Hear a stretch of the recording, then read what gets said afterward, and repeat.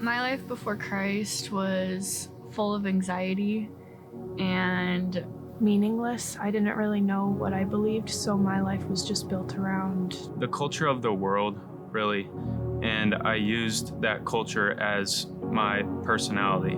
My life before knowing Jesus was full of fear, and I was very helpless. Like, there's nowhere to go.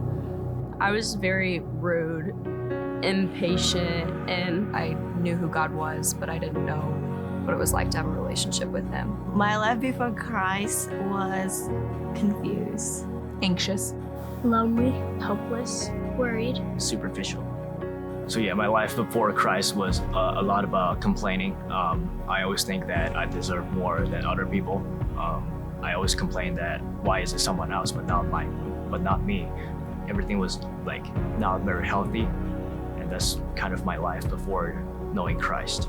My first time knowing Lord was actually my second time visiting United States. I was here to learn English, and I opened my phone. I saw there's a couple English as second language classes offered at the church. So I took my bike and ride for like 30 minutes to the church, and then started talking to people from the church, and then learn English. And that was the first time I heard about Jesus. After that, I went to high school. A lot of my high school friends are from Christian family, and they're very loyal Christians. And then I always eat lunch with them. Some of them will pray before lunch. I still didn't know what was going on, but I know that they're praying to Lord. They're praying to Jesus. And then the time that I actually know Jesus was the time that I met my friend Jacob Menegay and Matt Swanson from basketball class at the University of Iowa. They invited me to Salt Company, and then also to the IFC, International Friendship Group. That's where I actually started learning about Jesus, hearing stories about Jesus. The reason why I want to get baptized really goes back to spring 2023. It was the last service at Salt Company for the semester, because the night before I lost my job. I was supposed to graduate in spring 2023, and I had a job at the University of Iowa lined up after that, but it was canceled after a phone call. And that time I was lost. So I came to the Salt Company and pray. We sing many songs about Jesus, and I see everyone else in this room was praying to God. Some of them were crying, and I cried too.